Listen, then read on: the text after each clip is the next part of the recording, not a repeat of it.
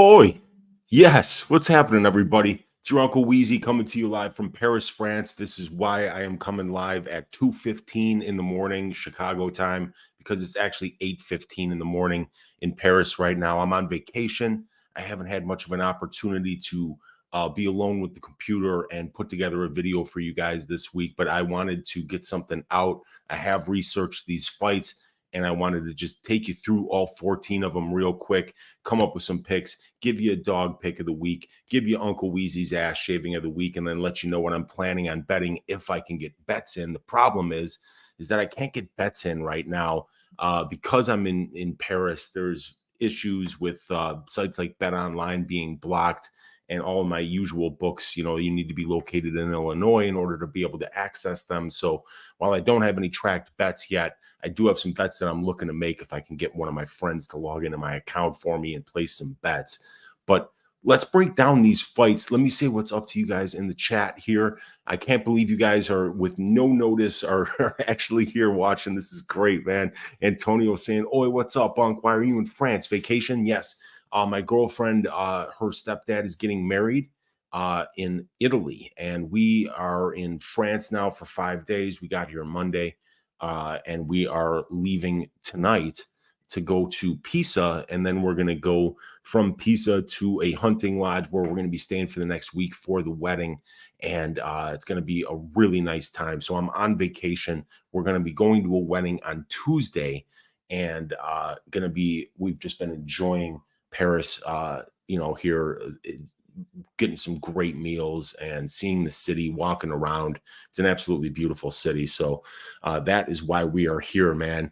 And we got Jeff saying, "Oi," or as they say in French, "Oui." Yes, sir. We got Tehran in the room saying, "What's up, Uncle?" Saying, "Oi." And we've got Paku saying, "Sure, Uncle. What's up, Paku? Good to see you in here." We got AJ's MMA in the room saying, "Oi." We got Mario Barrios 420 in the room saying, "Uncle Weezy." We got AN saying, "Just a tip," plus Greasy Four-Legger. Come on. Yeah, I'm going to give you a Greasy Four-Legger at the end of this too as well. We got Turan saying, "We're getting closer. UFC 300, the event I've been waiting for. It's a fantastic event. I can't wait." And we got Mario saying, "Ash, shave that. Sheesh, let's go, man." And not in the AM bro saying, "Use a VPN." Yes, I'm going to have to do that. I'm going to have to get access to a VPN. We got Iceland Fart saying, "Let's get it." We got Antonio Esparza saying, Unc is France as dirty as my mom said. She went 4 years ago and left immediately. Said it was gross. She said, no, definitely. That is, it's a beautiful city and it's not dirty. There's a lot of graffiti. There is graffiti all over the place, but that's every European city. So, yeah, there's it's not gross. It's a beautiful city. We got Ann in the room saying, "Didn't know you were from Illinois, Unc. I spent time in DeKalb." Haha. Well, Ann, that's where I went to school, man. I got 2 degrees from the Harvard of the Midwest, Northern Illinois University, and I've spent quite a few years of my life out there in DeKalb. Some years that I don't remember. The first time I was in college, man, that was nuts. But yeah, DeKalb is a neck of the woods that I've definitely spent some time in. We got Antonio saying, "Unc, how many baguettes did you eat already?" None. Haven't had any baguettes yet, but I have had croissants every morning. Chasson aux pommes. I mean, just like these amazing pastries where you go to the boulangerie right on the corner. Everything's fresh. It's amazing. We got Yog saying, "Damn, sounds like rich kid hours." I don't know what that means. We got Hap saying, "What's good, Weezy brother? Opinions on this parlay: Emers, Rusev, and Blanchfield." I'm picking Manon Fiorot this week, so I don't like the Blanchfield play, but I see why she's the favorite here, and I get it. The pressure is going to be very difficult to deal with for Manon. She's gonna do her best work, Manon, when she's able to maintain range. I don't know how many chances she's going to get to do that with the forward pressure of Blanchfield. I think it's going to be a close fight, but I think with the newer damage over control scoring system that we've seen, I'm leaning to the Fiorot side there, but I'm picking Emers and I'm picking Rusev. Paku saying, "Good time for the Aussies, 6 p.m. in South Australia. Let's stack some tickets like flapjacks this week. Let's go, man." We got Jeff saying, "Blanche Fiorot over 2.5, -220 is a decent parlay piece." I tend to agree with you there. Yes. Kadeem saying, "Oi, what's up, Unc? Hope you're having a great time in Paris. If you're near Chatelet. Please check out Crepe Spot out there. I was tapping some fights and you're live. Had to hop in. There you go, man. Good to see you, Kadeem. Chatelet. Okay, we'll check out the Crepe Spot out there. For sure. We're going to be walking around the city all day today because we have to leave the place at 11. It's 8:20 now. And from there, we're going to walk around the city and then go to the airport later on the night. We got Ice Viking saying, yes, Uncle Weezy's here for the culture. Let's go, Ice Viking. Hap saying, really, what makes you pick Manon? You usually go cardio and pace. I think Manon has excellent cardio and very good pace.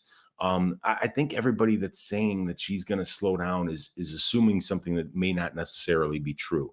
We've never seen Erin Blanchfield go 5 rounds either. She's had one fight that was scheduled for 5 rounds. And let me look at it real quick here. When did it end? The Blanchfield fight doesn't start round. Yeah, so it ended under 1.5 rounds. So neither one of these ladies has ever seen a 4th round as a professional. So just assuming that Erin Blanchfield is going to be the one with the better cardio, I don't know if I'm making that assumption just yet. I mean, the pressure though, the pressure that Blanchfield brings is going to be a problem for sure. Everybody, I have no doubt about that. And let's see here, we got. Only rich kids go to another country to get married is what. Oh no, dude, Yog, he's not a kid. This is Sonny's stepdad. He's like 60 years old. So he was already married, but his wife passed away from Alzheimer's disease just a year ago yesterday. So yeah, he's getting married here in Italy, getting a second chance at love. It's going to be a great time, man. I can't wait. Hap Chandler saying, I don't get why people are picking Nate. He has cheeks and only has cardio. It's over for him. I'm so confident, says Hap. Yeah, I like Emers in that spot as well, but I think it's going to be somewhat close. What's good? Hoppin' Paku says, oh, Jays. Kadeem saying, Unk in Paris. Had to pick Fiorot. Jokes, I have her too, man. Jays, brother, let's go. You're making me second guess my 5-unit bet on Blanchfield. Don't worry about it, man. Like, somebody's going to win that fight, and I don't have the inside information on who's going to win. I've just got my read. Boom saying, thoughts on the intentional? I don't know, dude. I don't know if it was intentional or not, Boob. I would have to look more into it. But the fact is, right now, I saw what happened. I mean, it's a horrible tragedy. And I don't have the kind of information that I would need to have in order to comment on the situation in an educated fashion. I've been on vacation the last 5 days, but I did see that awful collapse. It was terrible. Manon fought 5 rounds before. Did she? Was it outside the UFC? Might have been outside the UFC. Let me look back at the prop template here.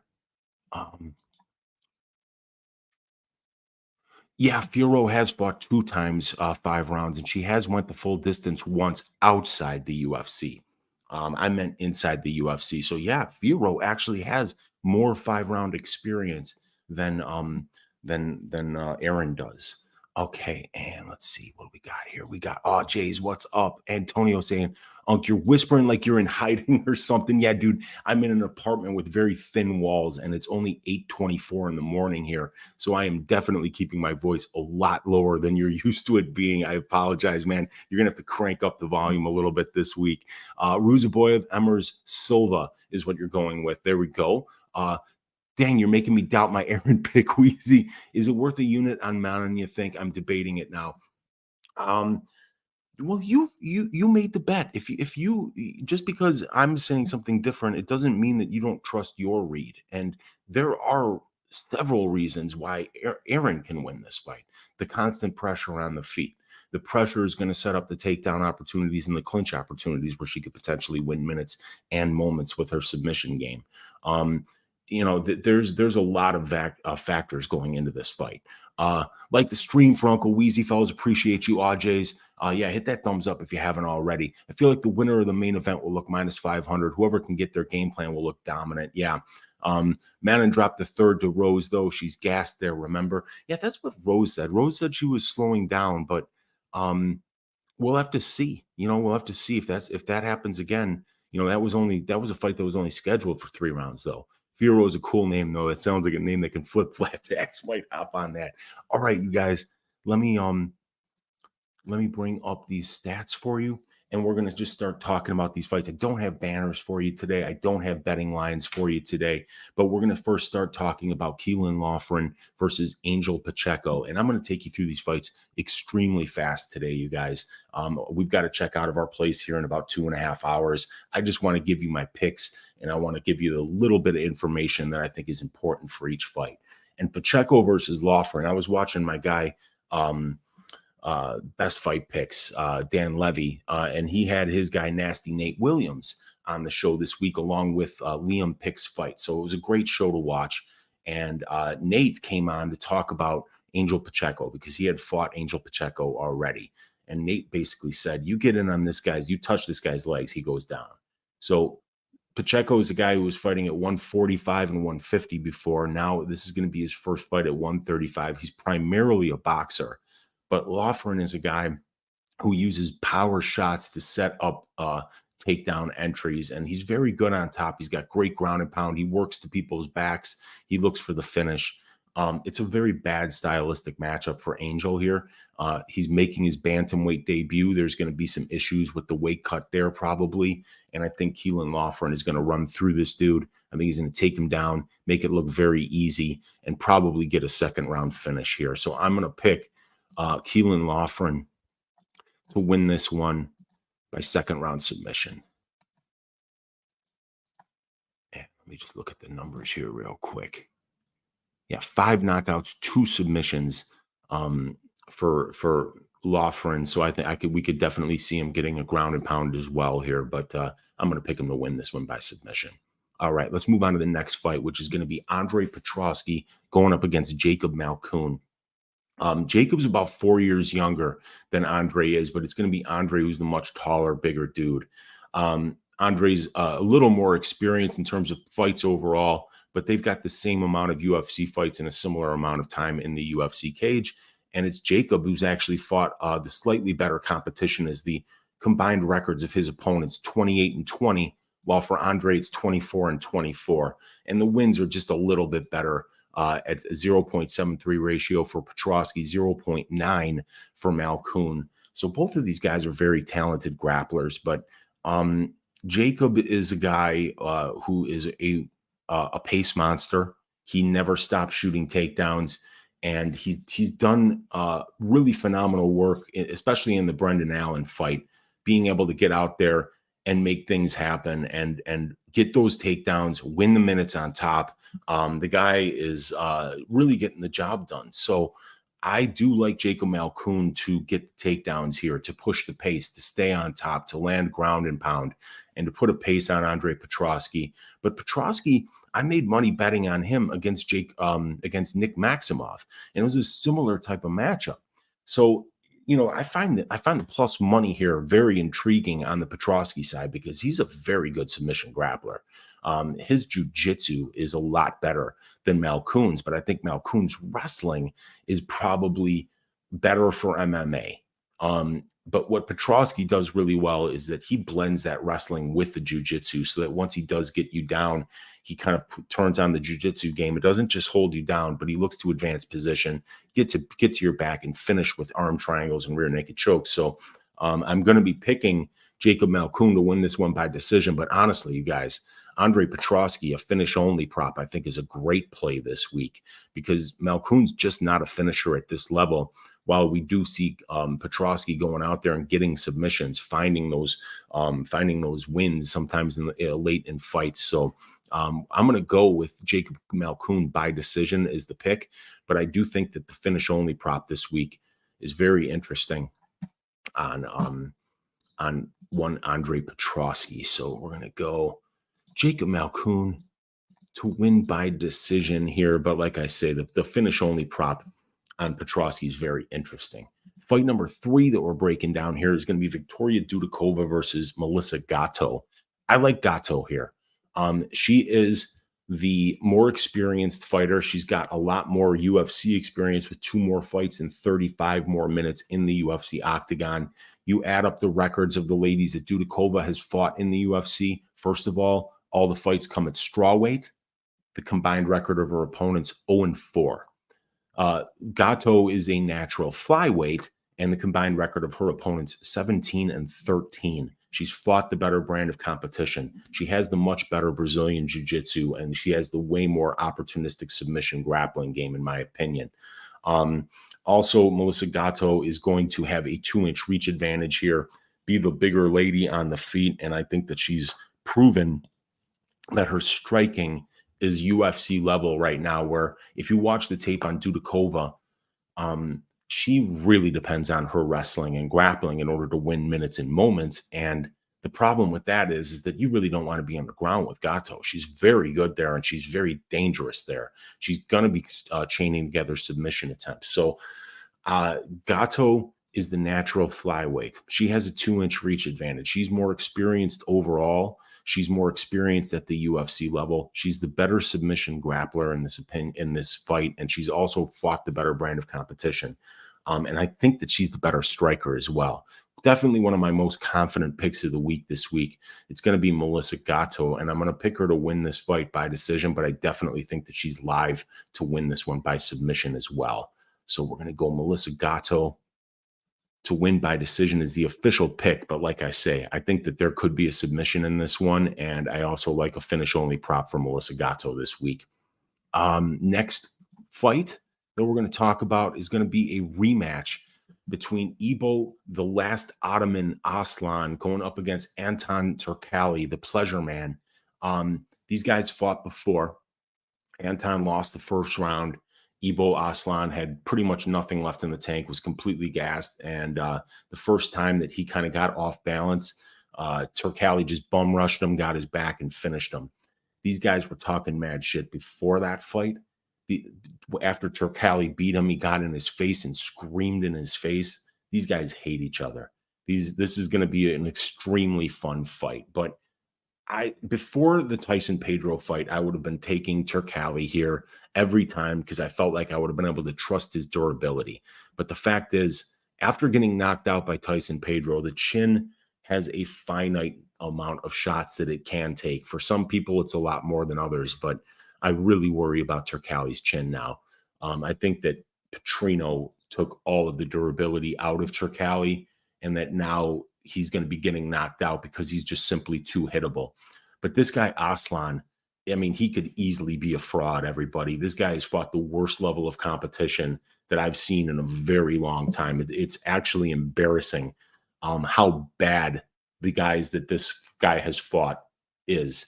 And I'm going to take you to that actually right now, just so we can talk about that, because it's very important. You know, when guys come into the UFC and they're fighting bums on purpose, it leads me to believe that they're not confident in their abilities and that they feel like they need to beat bums in order to be considered for the UFC, because if they fought somebody with a pulse, they would wind up losing.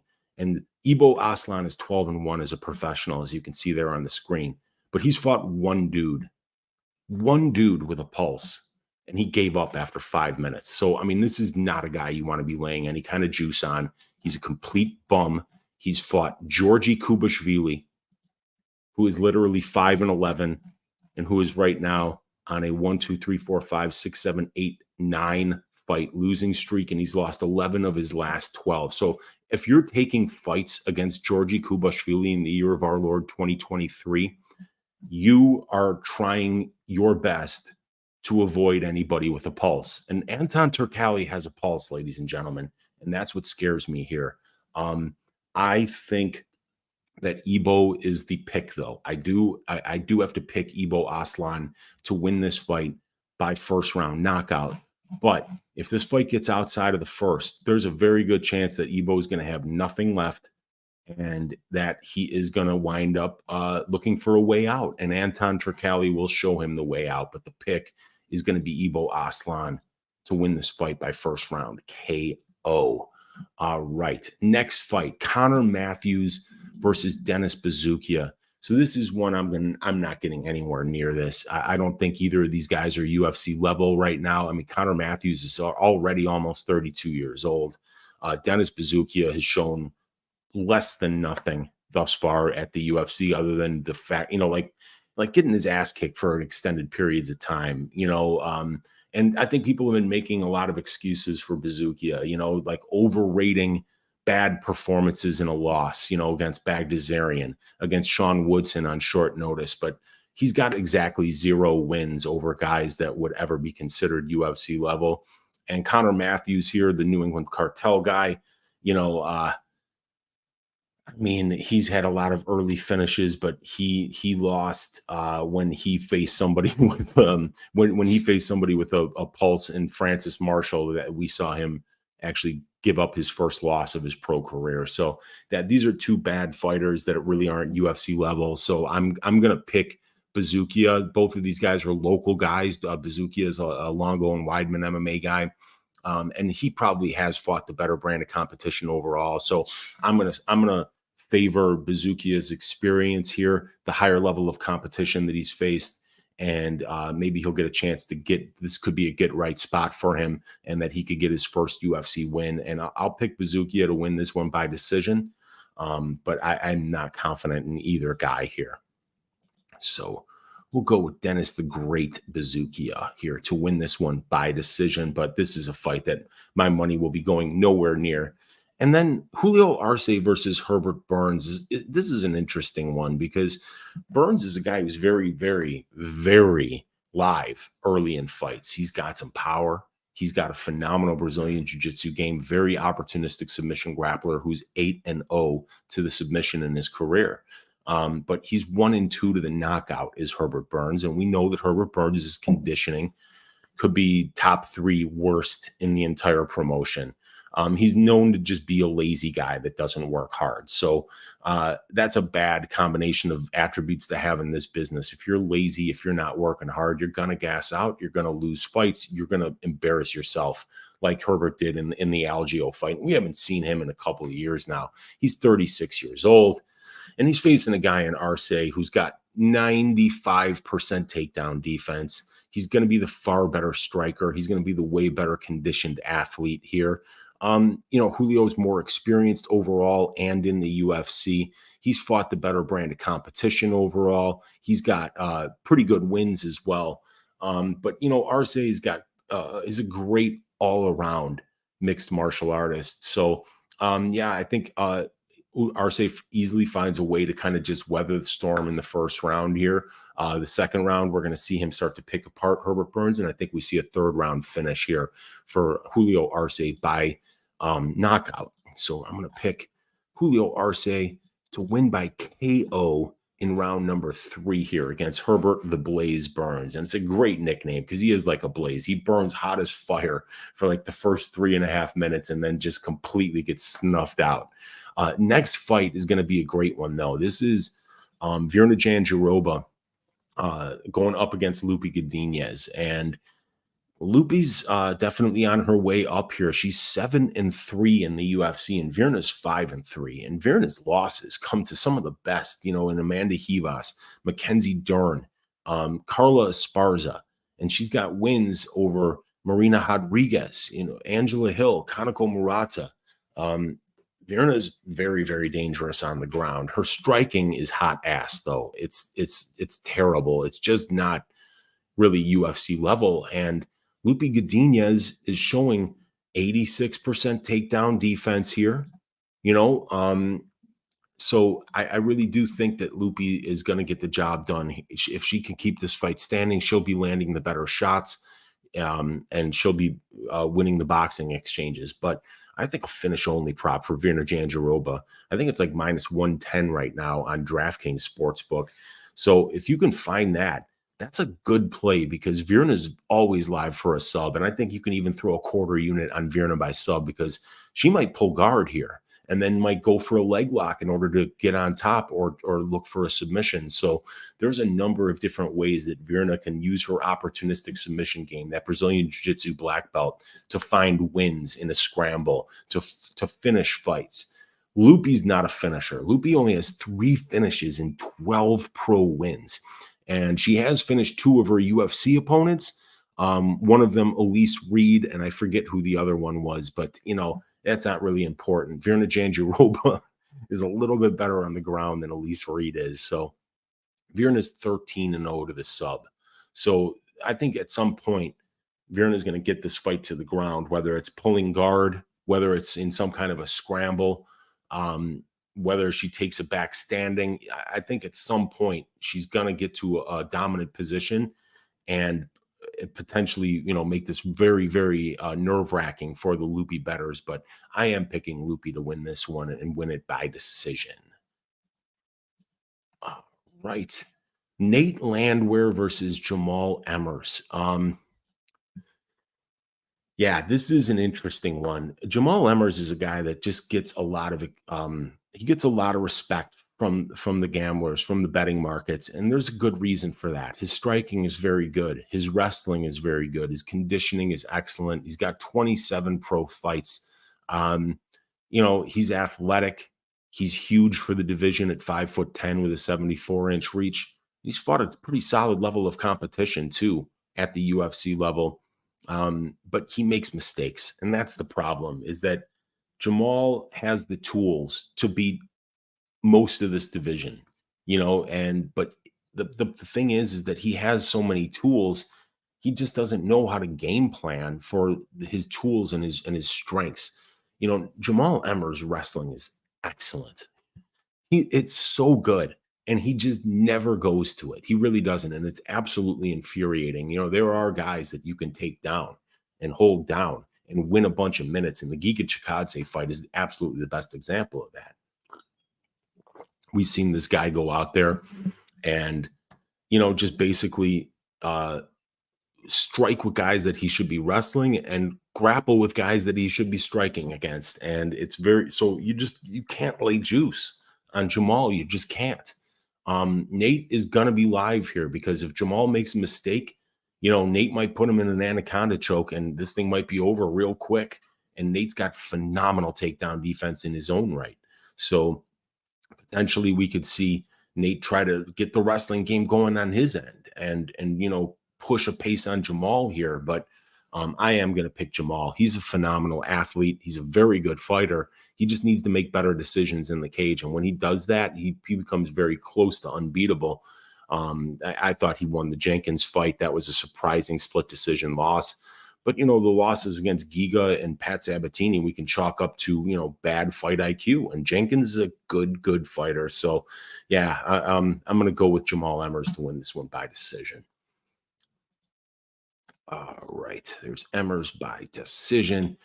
Chidi Kuani versus McKee is the next fight. And we got Chidi cutting down to 170 for the first time since 2016, I believe.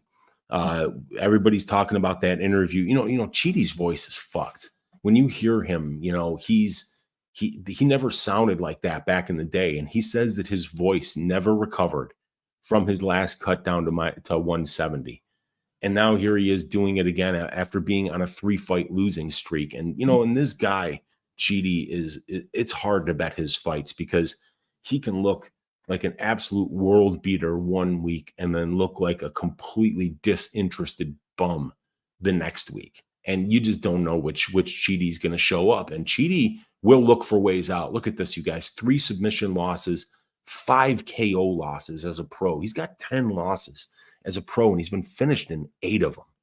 So these are not the kind of guys that you want to be laying juice on. The guys that, may or may not show up, may or may not look good. And McKee is a guy that is almost 7 years younger than Chidi Kuani. And, the thing is that Reese has got a style it's very difficult to deal with. He's very durable. He never stops coming forward. He throws an absolute shit ton of volume. Look at that, 17.74 distance strike attempts per minute, and he lands 9.44. And he's a punching bag. He absorbs 11.69. So Chidi's definitely going to be live to get this dude out of there with big shots early. But the thought here is that how could Chidi possibly be performing at a high level, cutting down to 170 pounds at the age of 35, when he said the last time that he did it, which was 8 years ago. So he was 27, that it nearly killed him and that he would never do it again. So, yeah, I think that this is a really bad idea.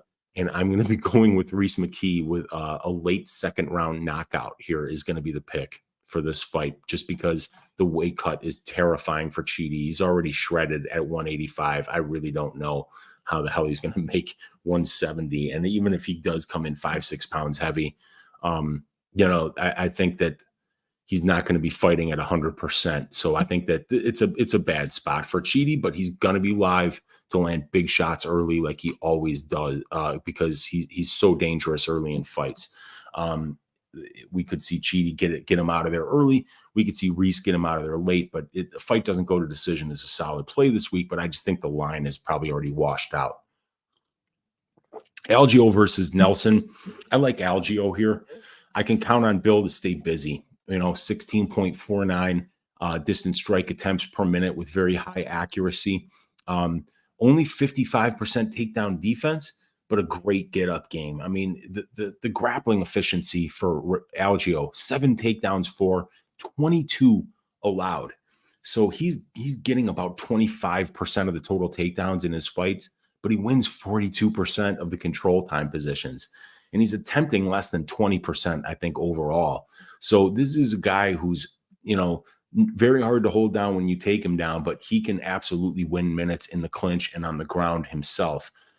Kyle's a guy who's kind of taken advantage of some guys that in Jai Herbert, who doesn't really do anything anymore. Blake Builder, he doesn't really do anything anymore. Fernando Padilla definitely slows down late in fights.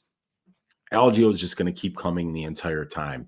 And I think that this is going to be a decent spot here for Algeo. I think he's going to put a pace on Kyle. Kyle is not a high percentage wrestler, so I don't see him winning a lot of minutes on the ground. And Algeo is extremely durable. So I do think that Algeo is going to be able to absorb whatever Kyle dishes out and just be a lot busier than him and wind up winning this fight by decision. So we're going to go Bill Algeo by decision is the pick here. And we've got 4 more fights left to break down. Hit that thumbs up button if you haven't already, guys. I'm sorry I'm not talking to the chat today. It's just that we've got to get through this as soon as possible, and I've got to be out of this place in like 2 hours. So we got to get packed up and ready to go here. Rusev versus Dumas. I like Nursultan here. I'm not really that impressed with Cedriques, but I picked Rusev to get his ass shaved last time against Ferreira. So I really wasn't a believer in this guy. He hadn't had any good wins prior to being in the UFC. And there were just too many fights, Even my numbers aren't correct because my template doesn't have enough. It only accept 40 pre-UFC fights. So the fact that this guy's got, 47 fights or something like that at the age of 30 is just bizarre. It leads me to believe that a lot of the fights were fake. But either way, what he showed in the UFC once he got up to this level is that, he's training with a better crew now in Philly. He's got unusual size for the division at 6'5" with a 76-inch reach. And he's very experienced, and he's got a very slick submission game. He's got a ton of Kimuras on his record. He's 15-1 to the sub. He's 13-0 to the KO. And we've seen Dumas look good at times and then also just look checked out at times. So who knows which version we're going to get here. I'm going to pick Nursultan Rusev to win this one by first round submission.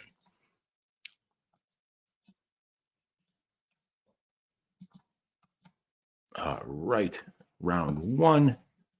Okay, and then we got Bruno Silva versus Chris Weidman up next. So this is one I won't be getting my money anywhere near, because if I'm betting on Weidman, I'm betting on Weidman. And that's a hard thing to do at 39 years of age. A guy who's got one leg at this point, a guy whose conditioning has let him down over and over and over again, a guy who actually seems to think that he's going to be making a run in the division. That's delusional. And you got Bruno Silva, who's 20-1 to the KO. 20-1. So this is a guy, who's going to be exactly the type of fighter that Chris Weidman doesn't do well against, because Chris Weidman is 6-6 to the KO. He's been knocked out 6 times. Can Chris get him down and win some minutes? Yeah, potentially. I think he could. But I also think Bruno Silva could just land low leg kicks and look for the big right and kind of catch him with an uppercut coming in if he looks to shoot. I think there's a number of ways that Bruno can get the job done here and win this fight. So I'm not going to be cheeky here and pick the underdog. I think Weidman, at 39, with the injuries that he's had, with the amount of times that he's been knocked out, father times undefeated in this sport. And Bruno Silva does the exact same things well that Chris Weidman has trouble with. But we've also seen Weidman be strong where Silva's weak, because Silva's 0 wins by submission and 7 losses. So he's 0-7 to the sub, while Chris Weidman has phenomenal Brazilian Jiu-Jitsu and is 4-0 to the sub. So, man, if I'm picking Weidman to win this fight, I'm just picking him to win by sub. That's how I would bet him, because I think that Bruno is going to be. Look at even Weidman doesn't do shit at distance. Look at that, only 8.38 distance strike attempts per minute. I mean, that's not going to get the job done against Silva, who's throwing almost 12, who's a lot more accurate and a lot more powerful. So, yeah, I'm going to go with Bruno Silva to win this one by second round KO here.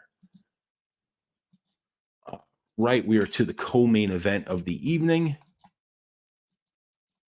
And I mean, I've been kind of going back and forth on this fight all week, the Luque Buckley fight, because I don't know what to think here of Luque. Luque shooting 11 takedowns against Rafael dos Anjos, a guy that he would have previously just looked to take his head off. Luque is a guy who's only attempted 23 takedowns in 20 UFC fights. So he's fighting now in a way that's not the way that he's used to fighting. He's used to being the guy that stuffs the takedowns, keeps it standing, and lands the big shots, can eat whatever you throw, land back harder, and knock you out and finish fights. 11 wins by submission, 8 wins by submission, an 86% finish rate in 22 professional wins. Vicente Luque has always been an assassin. He's always been a finisher, and he's always been a guy who could count on his durability.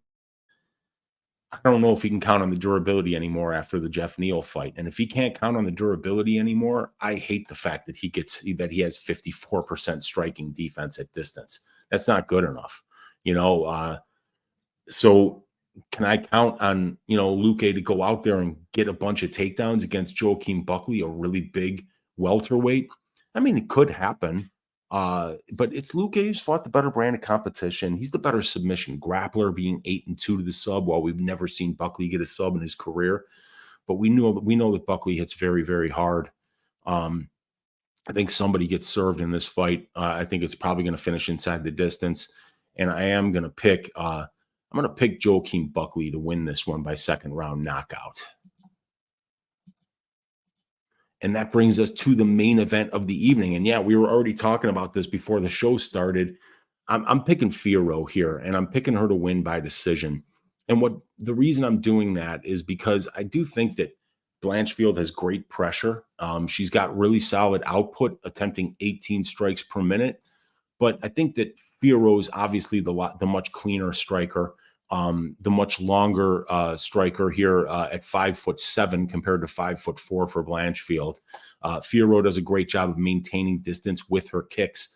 And, Blanchfield, 12 takedowns in 6 UFC fights, 33 attempts. So she stays very busy, and she outcontrols her opponents 55% to 1.5%, winning 97% of the control time positions. But, Manon Fiorot is only allowing 2.31% control time to her opponents, but she's only seen 2.33 takedown attempts against per 15 minutes. So we're going to see Fiorot having a pace pushed on her that I'm not sure she's used to having pushed on her, where she's actually defending a bunch of takedowns along with, a lot of forward pressure on the feet. But the forward pressure for Blanchfield, she's going to be walking onto a lot of big strikes from Manon. And Manon has great takedown defense, as we can see here. She's only been taken down once in 6 UFC fights, and that's on 12 attempts against.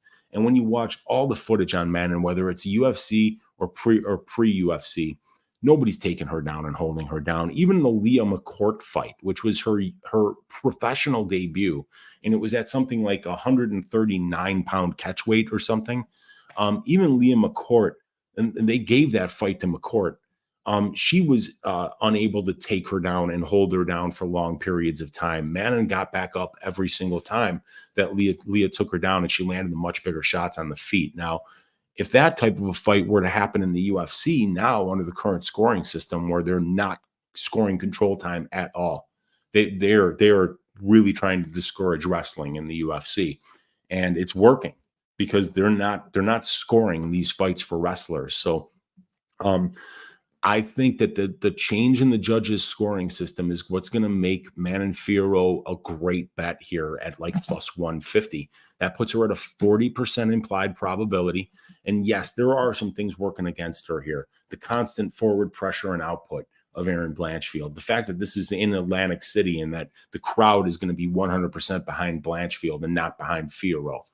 But the judges are going to be seeing the striking totals land, and I think that Manon's going to be doing the better work. I think she's going to be able to keep this fight standing, and if she keeps this fight standing 4 out of 5 rounds and doesn't get submitted in the fight or in the round where it does go to the ground, I think that she's going to win this decision based on the fact that she is the much better striker than Erin Blanchfield is, and we've seen Erin really struggle to get fights to the ground against big, strong fighters like J.J. Aldrich, like Tyler Santos.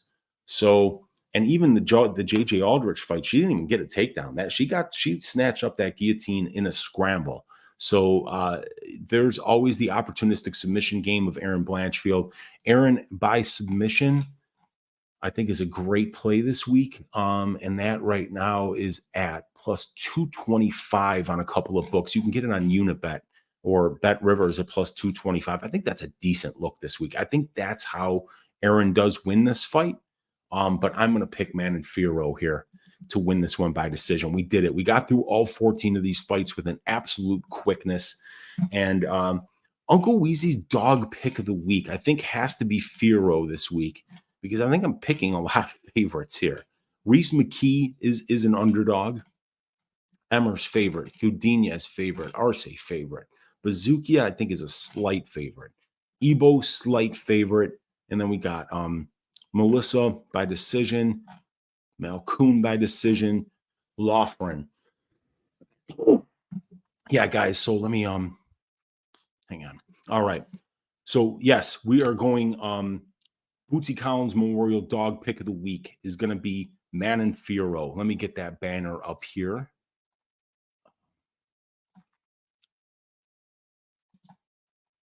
Manon Fiorot money line.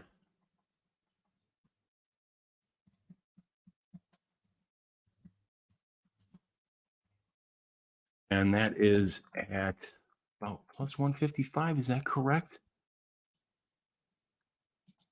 Yeah, so the Bootsy Collins Memorial Dogs Are Barking Pick of the Week is going to be the Manon Fiorot money line here. Like I said, at that number, around plus 150, plus 155, I think that's a great look.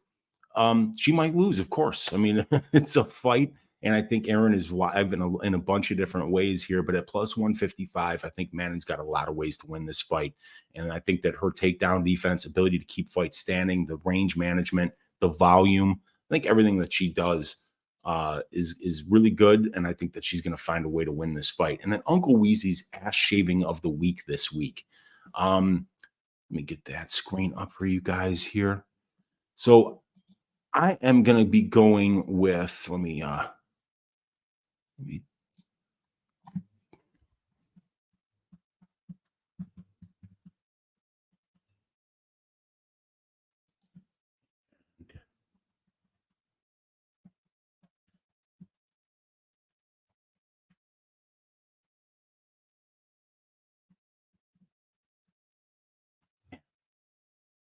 Uncle Weezy's ass shaving of the week this week is going to be Keelan Loughran to shave the ass of Angel Pacheco. I'm looking for him to get it done inside the distance here. I think it's a terrible matchup for Pacheco. The takedown defense really doesn't seem to be there. The get-up game doesn't really seem to be there. And I think Loughran gets him down and is just like a refrigerator on top of him, landing a bunch of shots. I think he advances position, gets to the back, finishes him via submission. So, yeah, Keelan Loughran to shave the ass of Angel Pacheco is going to be Uncle Weezy's ass shaving of the week. We did it in 45 minutes, you guys. That is a brand new record for Just the Tip with Uncle Weezy. Thank you for checking in to break down the fights with me. Good luck on all your bets this week. Let's stack cash tickets like flapjacks for UFC Atlantic City. And what was I going to say? Oh yeah, greasy 4-leg parlay. I will put that out tomorrow when we get to Italy. I'll put something together for you guys because I think it's going to be the Gatto money line. It might be Keelan Lawfern inside the distance. It will be Ibo Aslan, Anton Turkalj under 1.5 rounds. And then I'll just have to find a fourth leg for that. Could be like the Algio money line or something like that, but we'll figure it out. I appreciate all you guys for watching. Thanks for supporting the channel. And I will see you guys tomorrow for a greasy 4-leg parlay. And good luck on all the fights. Talk to you guys later.